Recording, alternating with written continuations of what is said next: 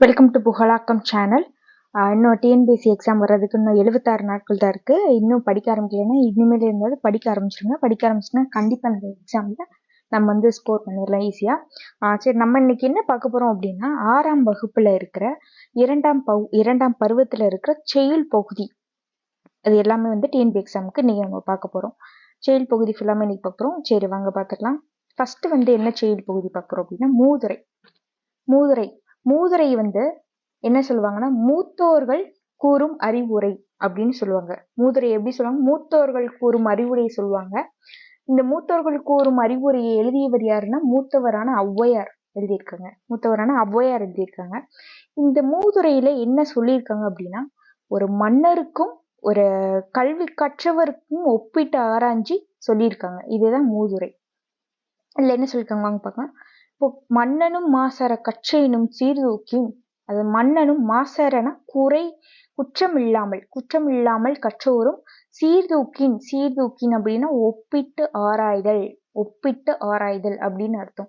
சீர்தூக்கின் அப்புறம் மன்னரும் குற்றம் இல்லாமல் கற்றவரும் ஒப்பிட்டு ஆராய்ந்தால் மன்னனின் கற்றோன் சிறப்புடையான் அப்படின்னு. மன்னனின் கற்றோன் சிறப்புடையான்னா கற்றவர் தான் வந்து மன்னோர் காட்டிலும் கற்றவர் வந்து சிறப்புடையர் அப்படின்னு இருக்காங்க. மன்னருக்கு தன் தேசம் அல்லல் சிறப்பில்லை, ஆனா கற்றவருக்கு சென்ற இடமெல்லாம் சிறப்பு. தேசம் அப்படின்னா நாடு. ஸோ மன்னருக்கு தன் நாட்டு தான் சிறப்பு, நாட்டு இல்லாம வேற நாட்டுக்கு போனால் சிறப்பு இல்லை. ஆனால் கற்றவருக்கு படித்தவருக்கு சென்ற இடமெல்லாம் சிறப்பு, எந்த இடம் போனாலும் சிறப்பு அப்படின்னு சொல்லியிருக்காங்க. இதுதாங்க மூதுரை. இந்த ஔவையார் வந்துட்டு அது மட்டும் இல்லாம ஆத்திச்சூடி கொன்றை வேந்தன் நல்வழி அப்படின்னு ஒரு 3 நூல்களையும் வந்து இயற்றியிருக்காங்க. ஆத்திச்சூடி கொன்றை வேந்தன் நல்வழி. மூதுரை வந்து இப்ப சொன்னா இதுதான். மூதுரை வந்து மூத்தோர்கள் கூறும் அறிவுரை. அந்த மூத்தோர் யார் எழுதியிருக்காங்கன்னா ஔவையார் என்ற மூத்தோர் எழுதியிருக்காங்க மூதுரைய. ஔவையார் வந்து இன்னும் 3 நூல்கள் எழுதியிருக்காங்க. அது என்னன்னா ஆத்திச்சூடி, கொன்றை வேந்தன், நல்வழி அப்படின்னு 3 எழுதியிருக்காங்க. இந்த மூதுரையில என்ன சொல்லியிருக்காங்க அப்படின்னா, மன்னரையும் கற்றவரையும் ஒப்பிட்டு ஆராய்ந்து மன்னரை விட கற்றவரே சிறப்புடையவர். மற்ற நாடுக்கு சென்றாலும் சரி இவர் தான் வந்துட்டு ஒப்பிட்டு ஆராயும் போது கற்றவர் தான் சிறந்தவர் அப்படின்றத அந்த மூதுரையில சொல்லியிருக்காங்க. அவ்வளவுதான். மூதுரையில சொல்லும் பொருளும்ல பார்த்தோம்னா மாசர் அப்படின்னா குற்றம் இல்லாமல், சீர்தூக்கின் அப்படின்னா ஒப்பிட்டு ஆராய்தல், தேசம் அப்படின்னா நாடு. அவ்வளவுதாங்க மூதுரை. அதுக்கப்புறம் 2வது என்ன பார்த்தோம்னா துன்பம் வெல்லும் கல்வி வந்து எதோட ஒப்பிட்டு ஆராய்ச்சி இந்த இது சொல்லியிருக்காங்கன்னா பண்பாட்டோட ஒப்பிட்டு ஆராய்ச்சி சொல்லியிருக்காங்க. இதை எழுதியவர் யார் அப்படின்னா பட்டுக்கோட்டை கல்யாணம் சுந்தரம். இதுல என்ன எழுதியிருக்காங்க பார்ப்போம். ஏட்டில் படித்ததோடு இருந்து விடாதே, நீ ஏன் படித்தோம் என்பதை மறந்து விடாதே. படித்ததோடு இருக்காம நீ ஏன் படிச்சதுன்னு தெரியாம இருக்காத. நாட்டின் நெறி தவறி நடந்து விடாதே, நம் நல்லவர்கள் தூற்றும்படி வளர்ந்து விடாதே. நாட்டினுடைய விதிமுறைகள் பார்த்து அதுபடி நடக்கணும். நல்லவர்களுடைய வாயில இழிவா ஒரு சொல் கேட்காம இருக்கணும். தூற்றும்படி அப்படின்னா இழிவுபடும்படி, தூற்றும்படினா இழிவுபடும்படி இருக்கக்கூடாது. மூத்தோர் சொல் வார்த்தைகளை மீறக்கூடாது. பண்பு முறைகளிலும் மொழிதனிலும் மாறக்கூடாது. மூத்தோர் அப்படின்னா பெரியோர், நம்மளை விட மூத்தோர், பெரியவர்கள், வயதுல வந்துட்டு மூத்தவங்க. அவங்களுடைய சொல் வார்த்தைகளை வந்து மீறாம மொழிகளும் வந்துட்டு மாறாம இருக்கணும். மாற்றார் கைப்பொருளை நம்பி வாழக்கூடாது. தன்மானமில்லாத கோழையுடன் சேரக்கூடாது. மற்றவர்கள் பொருட்களுக்கு ஆசைப்படாமல், மற்றவர்களுடைய கையை ஏந்தி இல்லாம தன்மானம் இல்லாமல் இருக்கிறவங்க கூட சேரக்கூடாது. மற்றவங்களுடைய கையை நம்பி இருக்கக்கூடாது. தன்மானம் இல்லாத ஒருத்தரோட சேரக்கூடாது. துன்பத்தை வெல்லும் கல்வி கற்றிட வேண்டும், நீ சோம்பலை கொள்ளும் திறன் பெற்றிட வேண்டும். துன்பத்தை வெல்லும் கல்வி கற்றிட வேண்டும். கல்வி கட்டினா அந்த துன்பத்தையிலிருந்து எப்படி நம்ம வெளிவரலாம், எப்படி நம்ம வளமை ஆக்கலாம் அப்படின்னு கல்வி மூலமா அவங்க வந்துட்டு துன்பத்தை வந்து வென்று விடுகிறாங்க. அது என்னது வென்று துன்பத்தையே வந்து இல்லாம ஆக்கிறாங்க. நீ சோம்பலை கொள்ளும் திறனை சோம்பல் வந்து இல்லாம இருக்கணும். வம்பு செய்யும் குணம் இருந்தால் விட்டிட வேண்டும். அறிவு வளர்ச்சியிலே வன்முகத்தை தொட்டிட வேண்டும். வன்பு செய்யற இது அடுத்தவங்க கூட சண்டை போடக்கூடாது, இது பண்ணக்கூடாது. தன்னுடைய அறிவு வளர்ச்சி மூலமா நினைக்கணும். வெற்றி மேல் வெற்றி வர விருது வர பெருமை வர மேதைகள் சொன்னது போல் விளங்கிட வேண்டும். பெற்ற தாயின் புகழும் நீ பிறந்த மண்ணின் புகழும் வற்றாமல் உன்னோடு வாழ்ந்திட வேண்டும். அதாவது மேதைகள்னா அறிஞர்கள். அறிஞர்கள் சொன்ன பாதையை கடைபிடிச்சு வெற்றிக்கு மேல வெற்றி விருதுகளை வாங்கி நம்ம தமிழ்நாட்டோட தாயின் நம்ம பெற்ற தாயின் புகழும் நம்ம நாட்டின் புகழையும் வந்து பாதுகாக்கணும். அவ்வளவுதான். இவ்வளவுதான் சொல்லியிருக்காங்க. நம்மளுடைய துன்பம் வெல்லும் கல்வியில அத தூற்றும்படி அப்படின்னா இகழும்படி மூத்தோர் பெரியோர் மேதைகள்னா அறிஞர்கள் மாற்றார்னா மற்றவர் நெறி வழி நெறினா வழி வற்றாமல் குறையாமல் துன்பம் வெல்லும் கல்வியை எழுதியவர் யார்? பட்டுக்கோட்டை கல்யாண சுந்தரம் அவர்கள் வந்து எழுதியிருக்காங்க. இவரை வந்து எப்படி சொல்றாங்கன்னா தமிழில் சமூக சீர்திருத்த கருத்துக்களை வலியுறுத்தி பாடியவர் வந்து பட்டுக்கோட்டை கல்யாண சுந்தரம்னு. இவர் வந்து மக்கள் கவிஞர் என்றும் வந்து சிறப்பு பெயரால் அழைக்கப்படுகிறாங்க. அதாவது துன்பம் வெல்லும் கல்வியை எழுதியவர் பட்டுக்கோட்டை கல்யாண சுந்தரம். அவரை வந்து மக்கள் கவிஞர் என்று வந்து சிறப்பு பெயரால் அழைக்கப்படுறாங்க. அவரை வந்து தமிழில் சமூக சீர்திருத்த கருத்துக்களை வந்து எழுதுபவர் வந்து யாரு? பட்டுக்கோட்டை கல்யாண சுந்தரம். இதுல வந்து எதை குறிப்பிட்டிருக்காங்கன்னா பண்பாடு நம்ம நாட்டுல கல்வி கற்று இருக்கணும், எப்படி பண்பாடு இருக்கணும் அப்படின்றத பத்தி தான் பட்டுக்கோட்டை கல்யாண சுந்தரம் எழுதியிருக்காங்க. இதை சொல்லும் பொருளும் பார்த்தீங்கன்னா தூற்றும்படி அப்படின்னா இகழும்படி மூத்தோர் பெரியோர் மேதைகள்னா அறிஞர்கள் மாற்றார்னா மற்றவர் நெறி வழி வற்றாமல் அப்படின்னா குறையாமல். அவ்வளவுதாங்க. இந்த 2 தான் முடிஞ்சுங்க. இப்ப நம்ம என்னென்ன பார்த்திருக்கோம்? துன்பம் வெல்லும் கல்வியை பார்த்திருக்கோம், மூதுரை அப்படின்ற 2 வந்து பார்த்து முடிச்சாச்சு. அதுக்கப்புறம் அடுத்தது என்னது அப்படின்னா ஆசாரக்கோவை அப்படின்றத பார்க்க போறோம். நம்பர் 24.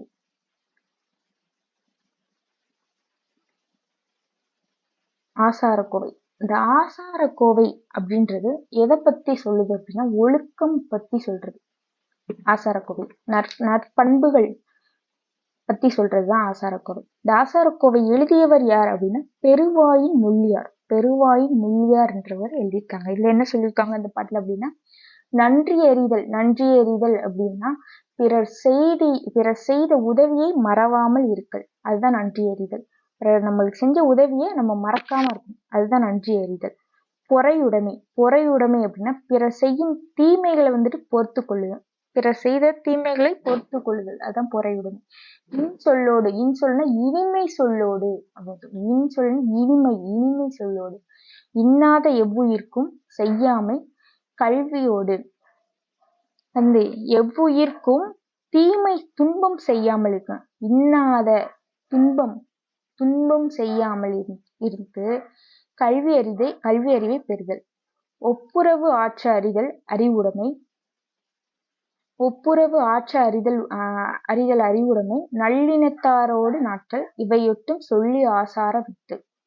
அதாவது எல்லோரையும் சமமாக பேணுதல். ஒப்புரவு அப்படின்னா எல்லோரையும் சமமாக பேணுதல். அறிவுடைமை நல்லினத்தாரோடு நாற்றல். நல்லினம் அப்படின்னா நற்பண்பு அப்படிங்கிறது. நல்லினம்னா நற்பண்பு, நெட்டல் அப்படின்னா நட்பு கொள்ளுதல். நற்பண்புகளில் உடையவரோட நட்பு வந்து வச்சுக்கணும் அப்படின்னு சொல்றாங்க. இதுதான் வந்து நல்லொழுக்கத்தோட விதைகள் அப்படின்னு சொல்லி முடிக்கிறாங்க. இப்போ ஆசாரக்கோவையில யாரு? பெருவாயின் முள்ளியார் வந்து எழுதியிருக்காரு. இவர் பெருவாயின் முள்ளியார் வந்து பிறந்த ஊர் அப்படின்றது எதுன்னு பார்த்தீங்கன்னா கயத்தூர்ல பிறந்திருக்காரு. ஆசாரக்கோவைய என்னன்னு சொல்லி எழுதிக்கிறாங்க? நல்லொழுக்கங்களின் தொகுப்பு அப்படின்னு சொல்லியிருக்காங்க. இந்த நல்லொழுக்கங்களின் தொகுப்பு வந்து 11 கீழ்கணக்கு நூல்கள்ல ஒன்று. இது வந்து 100 வெண்பாக்களை கொண்டது. ஆசாரக்கோவை எழுதியவர் பெருவாயின்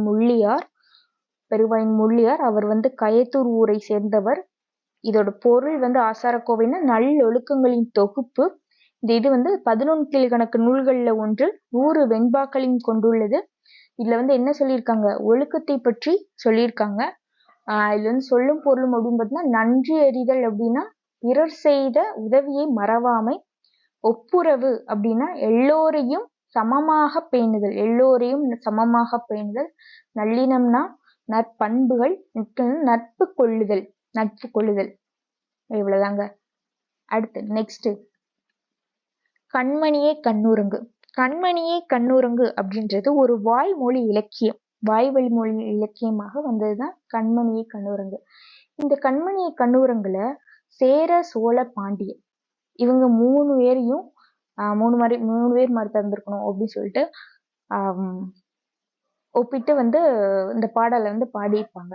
அது என்னன்னு பார்த்துருவாங்க. ஆறாரோ ஆறீராரோ ஆறார ஆறீராரோ நந்தவனம் கண் திறந்து நற்றமிழ் பூ எடுத்து பண்ணோடு பாட்டி செய்து பார்ப்போற்ற வந்தாயோ. நந்தவனம் அப்படின்னா பூஞ்சோலை அப்படின்னு அர்த்தம்.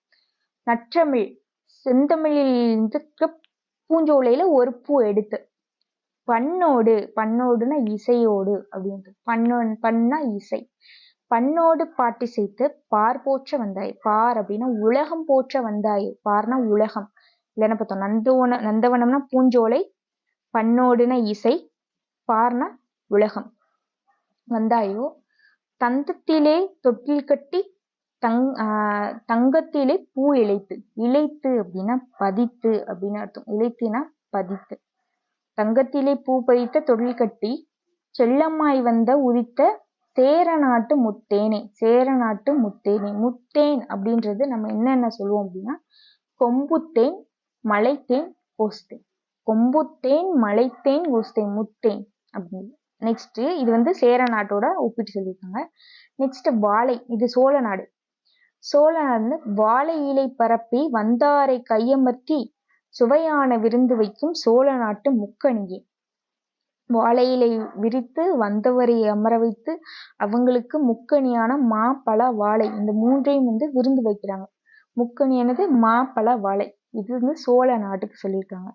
நெக்ஸ்ட் பாண்டிய நாட்டுக்கு என்ன சொல்லியிருக்காங்க அப்படின்னா, குளிக்க குளம் வெட்டி குளம்பால அணைக்கட்டி பசியை போக்க வந்த பாண்டிய நாட்டு முத்தமிழே. அதாவது குளிக்கிறதுக்கும் நம்மளோட குளங்களுக்கு அணை கட்டி அது மூலமா வந்துட்டு விவசாயம் பண்ணி அவங்களோட பசிகளை தீர்க்கிறதுக்கு இது பண்ணவர் தான் பாண்டிய நாட்டு முத்தமிழ். முத்தமிழ் அப்படின்னா என்ன அப்படின்னு பார்த்தோம்னா இயல் இசை நாடகம். முத்தமிழ்னா இயல் இசை நாடகம். இதுல வந்து முத்தேன், முக்கணி, முத்தமிழ். முத்தேன் அப்படின்றது சேர, முக்கணி அப்படின்றது சோழ, முத்தமிழ் அப்படின்றது பாண்டிய மன்னன். இப்ப என்னன்னா, கண்மணியே கண்ணுறங்கு வந்துட்டு ஒரு வாய்மொழி வந்த இலக்கியங்கள். இந்த இலக்கியங்கள்ல சேர சோழ பாண்டியன் அப்படின்றவங்களை பத்தி சொல்லியிருக்காங்க. முத்தேன் அப்படின்றது என்னன்னு பார்த்தோம்னா கொம்புத்தேன், மலைத்தேன், கொஸ்தேன், முக்கணி, மா பழ வாழை, முத்தமிழ் இயல் இசை நாடகம். முத்தேன்ன்றது சேர, முக்கணின்றது சோழ, முத்தமிழ் அப்படின்றது பாண்டிய. இதுல சொல்லும் பொருளும்ல நந்தவனம் அப்படின்றது பூஞ்சோலை. நந்தவனம்ன்றது பூஞ்சோலை. பண் அப்படின்னா இசை, பார் அப்படின்னா உலகம், இழைத்து அப்படின்னா பதித்து அப்படின்னு அர்த்தம். அவ்வளவுதாங்க இது. அப்புறம் நெக்ஸ்ட் நம்ம என்ன பார்க்க போறோம் அப்படின்னா, நானிலம் படைத்தவன். நானிலம் படைத்தவன் பத்தி பார்க்க போறோம். இந்த நானிலம் படைத்தவன்ல என்னன்னா குறிஞ்சி, முல்லை, மருதம், நெய்தல், இந்த 4 நிலங்களை பற்றியும், அதுக்கப்புறம் நம்மளோட முன்னோர்கள் வாழ்ந்தது, எப்படிலாம் வாழ்ந்திருக்காங்க, எவ்வளவு பெருமைகள், அந்த பெருமைகள் பற்றியும் வந்து இந்த நானிலம் படைத்தவன்ல இருக்கும். நானிலம் படைத்தவனை எழுதியவர் முடி அரசன் அவர்கள் எழுதியிருக்காரு. இதுல என்ன எழுதியிருக்காரு, சிறப்பு எழுதியிருக்காரு அப்படின்னு பார்த்தோம்னா குறிஞ்சி, முல்லை, மருதம், நெய்தல் இதை பத்தி எழுதியிருக்காரு பாருங்க. கல்லெடுத்து முள்ளெடுத்து காட்டு பெருவழியே மல்லெடுத்து திண்டோ மரத்தால் பலப்படுத்தி. அதாவது காட்டு பெருவெளி, பெருவெளினா நிலப்பகுதி அப்படின்னு அர்த்தம். பெரிய நிலப்பகுதிய நம்ம கல்லையும் முள்ளையும் இதெல்லாம் எடுத்து, மல்லெடுத்து அப்படின்னா என்னது, வலிமை பெற்ற அப்படின்னு அர்த்தம். மல்லெடுத்துனா அவரோட வலிமையால அந்த காட்டையே வளப்படுத்தியிருக்காங்க. அடுத்து ஊராக்கி ஓங்கும் நகராக்கி நாடென்ற போராக்கி நாடென்ற பேராக்கி வாழ்ந்த பெருமை அவன் பெற்றான். ஊரு அதுக்கப்புறம் நகரமா மாச்சு, அதுக்கப்புறம் நாடா மாறிடுச்சு. அந்த பெருமையை பெற்றவனும் மாநிலத்தில் முல்லை மருதம் குறிஞ்சி நெய்தல் நானிலத்தை கண்டபெறும் நாகரிக மனிதன். மருதம் முல்லை குறிஞ்சி நெய்தல் இந்த 4 நிலத்தையும் கண்ட மனிதன் இது யாரு? நாகரிக மனிதன். யார் கண்டா? நாகரிக மனிதன் தான் முல்லை மருதம் குறிஞ்சி நெய்தல் அப்படின்ற நானிலத்தையும் கண்டவர். ஆழ்கடல் கடந்தான் அஞ்சும் சமர் கடந்தான். ஆழ்கடல் கடந்தான் அஞ்சும் சமர் கடந்தான். சமர் அப்படின்னா போர் அப்படின்னு அர்த்தம். சமர்னா என்னது? போர் அப்படின்னு அர்த்தம். மாபெரும் கடலையும் கடந்து போரையும் கடந்து அஞ்சும் போரையும் கடந்து இங்க சூழும் பனிமலையை சுற்றி கொடி பொறுத்தான். சூழும் பனிமலைன்னா இமயமலை. இமயமலையில் வந்து கொடியை கட்டியிருக்காங்க. முக்குளித்தான் ஆழிக்குள் முத்தெடுத்தான் தோணிக்குள். ஆழி அப்படின்னா கடல் அப்படின்னு அர்த்தம். கடலுக்குள்ள குதிச்சு முத்து எடுத்திருக்காங்க. எக்களிப்பு மீதுரா ஏலம் மிளகு முதற் பண்டங்கள் ஏற்றி பயன் நல்கும் வணிகத்தால். வணிகத்துல இருந்து இந்த ஏலம் மிளகு இதெல்லாமே வந்துட்டு மற்ற நாட்டுக்கு வணிகம் செய்யறதற்கு கப்பல்கள்ல ஏற்றி பெரும் மகிழ்ச்சி அடைந்தான். எக்களிப்பு அப்படின்னா பெரும் மகிழ்ச்சி அப்படின்னு இருக்கும். பெரும் மகிழ்ச்சி அடைந்தாரு. கண்டங்கள் சுற்றி களமேறி வந்தவன் தான் அஞ்சாமை மிக்கவன் தான். ஆனாலும் சான்றோர்கள் அஞ்சுவதை அஞ்சி அகற்றி விலக்கி விடுவான். அதாவது 7 கண்டங்களை எல்லாம் சுற்றி அஞ்சாமை இருக்கிறவர் தான் சான்றோர்கள் அஞ்சுவதை செய்யறதுக்கு அஞ்சுவான் அப்படின்னு சொல்லி முடிச்சிருக்காரு முடியரசன் அவர்கள். என்னது இப்ப என்ன பார்த்தோம்னா நானிலம் படைத்தவன். நானிலம் படைத்தவன் வந்து முடியரசன் எழுதியிருக்காரு. குறிஞ்சி முல்லை மருதம் நெய்தல் இந்த 4 நிலத்தையும் நாட்டையும் பற்றி சொல்லியிருக்காரு. அந்த முடியரசன் அவர்களுடைய துணை பெயர் அப்படின்னு என்னன்னு பார்த்தோம்னா துரைராசு பூங்கொடி. துரைராசு பூங்கொடி அப்படின்றவர் அவரோட இயற்பெயர். இவர் வந்து எழுதியிருக்க நூல்கள் என்ன அப்படின்னு பார்த்தோம்னா வீரகாவியம், காவியப்பாவை. வீரகாவியம், காவியப்பாவை ஆகிய நூல்கள் எழுதியிருக்காங்க. இவர் வந்து இவர் எப்படி நம்ம அழைக்கிறாங்கன்னா திராவிட நாட்டின் வானம்பாடி அப்படின்னு அழைக்கிறாங்க. திராவிட நாட்டின் வானம்பாடி முடியரசு. முடியரசு வந்து எழுதி இயற்பெயர் வந்து துரைராசு பூங்கொடி. அவர் எழுதிய இது வந்து நானிலம் படைத்தவன். இந்த நானிலம் படைத்தவன்றது எந்த நூல்ல இடம்பெறுதுன்னா புதியதொரு விதி செய்வோம் என்ற நூலில் வந்து இடம்பெறுது. இவர் வந்து வீரகாவியம், காவியப்பாவை என்ற நூல்களையும் எழுதியிருக்காரு. இந்த இது நானிலம் படைத்தவன்ல குறிஞ்சி முல்லை மருதம் நெய்தல் இந்த 4 நிலத்தை பற்றியும் வந்து சொல்லியிருக்காங்க. இதுல வந்துட்டு மல்லெடுத்து அப்படின்னா சொல்லும் பொருளும் பார்த்தோம்னா மல்லெடுத்து அப்படின்னா வலிமை பெற்ற. சமர் அப்படின்னா போர். நல்கும் அப்படின்னா தரும். நல்கும்னா தரும். களனி அப்படின்னா வயல். மரம்னா வீரம். எக்களிப்பு பெரும் மகிழ்ச்சி. களம் கப்பல். ஆழி கடல். ஆழினா கடல். நானிலம் படித்தவன் முடியரசு அவர்களுடைய இயற்பெயர் துரைராசு பூங்கொடி. அவர் எழுதிய நூல்கள் வீரகாவியம், காவியப்பாவை. அவர் வந்து எப்படி இது பண்றாங்கன்னா திராவிட நாட்டின் வானம்பாடி அப்படின்னு பாராட்டப்படுறாங்க. அந்த நானிலம் படைத்தவன் வந்து புதிதொரு விதி செய்வோம் என்ற நூல்ல இருந்து எடுக்கப்பட்டது. இந்த நூல்ல குறிஞ்சி முல்லை மருதம் நெய்தல் இந்த 4 நிலத்தை பற்றி சொல்லியிருக்காங்க. அவ்வளவுதாங்க. அப்புறம் வெள்ளி பனிமலையில் மீது உலாவுவோம் அடிமேலை கடல் முழுதும் கப்பல் விடுவோம். கங்கை நதி பொறுத்து கோதுமை பண்டம் காவிரி வெற்றிலைக்கு மாறு கொள்ளும். சிங்க மராட்டியர்தாம் கவிதை கொண்டு சேரத்துக்கு தந்தங்கள் பரிசளிப்போம். வந்து கங்கை கோதுமை பண்டம், காவிரி வெற்றிலை, சேரர்களுக்கு என்னது தந்தங்கள் பரிசளிப்போம். சேரர்களுக்கு தந்தங்கள் பரிசளிப்போம். இதெல்லாம் எழுதியவர் யார் அப்படின்னா பாரதியார். இது எழுதியவர் பாரதியார்.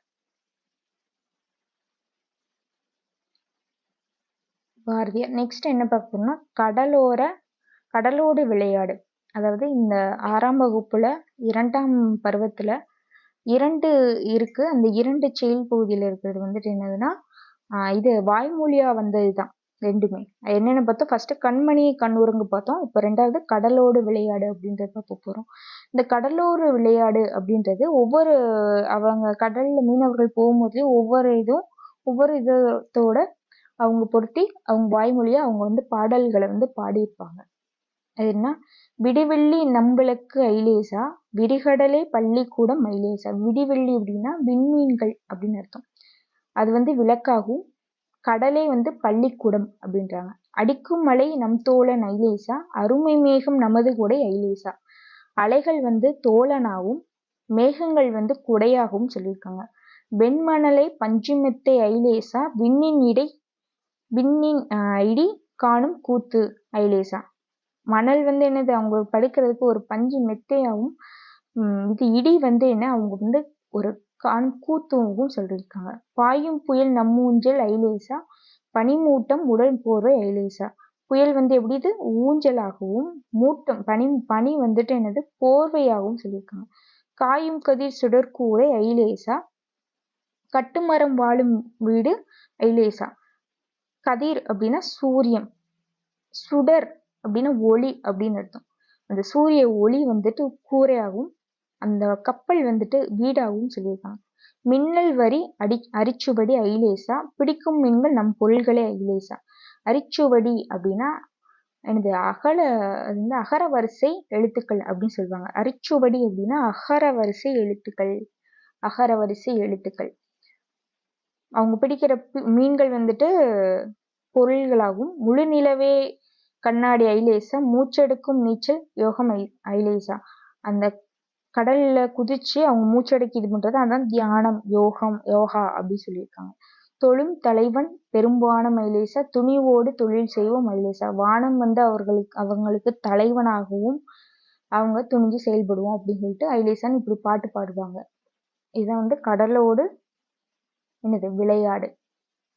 இந்த கடலோடு விளையாடு, கடல் அப்படின்னா நம்ம என்ன சொல்லுவோம், நெய்தல் நிலம் அப்படின்னு சொல்லுவோம். நிலத்துல நெய்தல் நிலம் தான் கடல் அப்படின்னு சொல்லுவோம். கடலும் கடல் சார்ந்தது. இந்த கடல்ல வந்துட்டு வாழ்றவங்க மக்கள் யாரு அப்படின்னா பரதவர். தொழில் வந்து அங்க என்ன செய்வாங்கன்னா மீன் பிடித்தல் உப்பு விளைவித்தல்.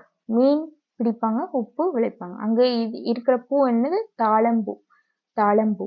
கடலோடு விளையாடு வந்துட்டு வாய்மொழி இலக்கியம். இந்த வாய்மொழி இலக்கியத்துல நாட்டுப்புற ஆய்வு மூலமா இந்த கடலோர விளையாடு இது பண்ணியிருக்காங்க. அவர் யாரு அப்படின்னா சக்திவேல் அப்படின்றவங்க தொகுத்து வழங்கியிருக்காங்க. சக்திவேல் அப்படின்றவங்க நாட்டுப்புற இயல் ஆய்வு என்ற நூலில் இருந்து கடலோடு விளையாடுன்ற வாய்மொழி இலக்கியத்தை வந்து தொகுத்து வழங்கியிருக்காங்க.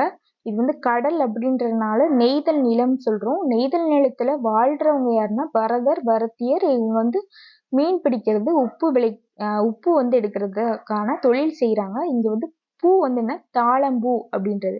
இதுல வந்து கதிர்ச்சுடர் சொல்லும் பொருளும்ல கதிர்ச்சுடர் அப்படின்னா கதிரவனின் ஒளி அப்படின்னு அர்த்தம். கதிர்ச்சுடர்னா கதிரவனின் ஒளி. மின்னல் வரி அப்படின்னா மின்னல் கோடு. அரிச்சுவடினா அகரவரிசை எழுத்துக்கள். நம்ம என்னென்னலாம் பார்த்தோம், மூதுரை, துன்பம் வெல்லும் கல்வி, ஆசாரக்கோவை, கண்மணியை கண்ணுறங்கு, நானிலம் படித்தவன், கடலோடு விளையாடு. இந்த 6ல 2 வந்து வாய்மொழி இலக்கியங்கள். அது வந்து கண்மணியை கண்ணுறங்கு, கடலோடு விளையாடு. இந்த கடலோடு விளையாடுல மட்டும் இந்த நூலை வந்துட்டு இது தொகுத்து வழங்கியிருப்பாரு. யாருன்னா சக்திவேல் அப்படின்றவங்க. என்னது, நாட்டுப்புற இயல் ஆய்வு என்ற நூல்ல வந்துட்டு இந்த பாடலை வந்துட்டு சக்திவேல் அப்படின்றவங்க தொகுத்து வழங்கியிருப்பாங்க. இதுல வந்துட்டு சமூக சீர்திருத்த கருத்து அப்படின்றவங்க வலியுறுத்தியவங்க யாரு அப்படின்னு பார்த்தோம்னா பட்டுக்கோட்டை கல்யாண சுந்தரம் தான் சமூக சீர்திருத்தத்தை பத்தி எழுதியிருப்பாங்க. ஆசாரக்கோவை என்ன அழைப்பாங்க, நல் ஒழுக்கங்களின் தொகுப்பு அப்படின்னு அழைப்பாங்க. மூதுரையை மூத்தோர்களின் அறிவுரை அப்படின்னு அழைப்பாங்க. அந்த மூத்தோர்கள் அறிவுரை எழுதியும் மூத்தோரான அபையார் வந்து எழுதியிருப்பாங்க.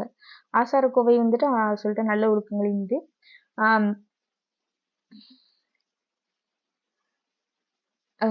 எவ்ரி சாட்டர்டே வந்துட்டு நம்ம வந்துட்டு இந்த பார்த்த இதுல இருந்துட்டு கொஸ்டின்ஸுகள் இது பண்ணி ஆன்சர் வந்து சொல்லுவோம் எவ்ரி சாட்டர்டே வந்துட்டு.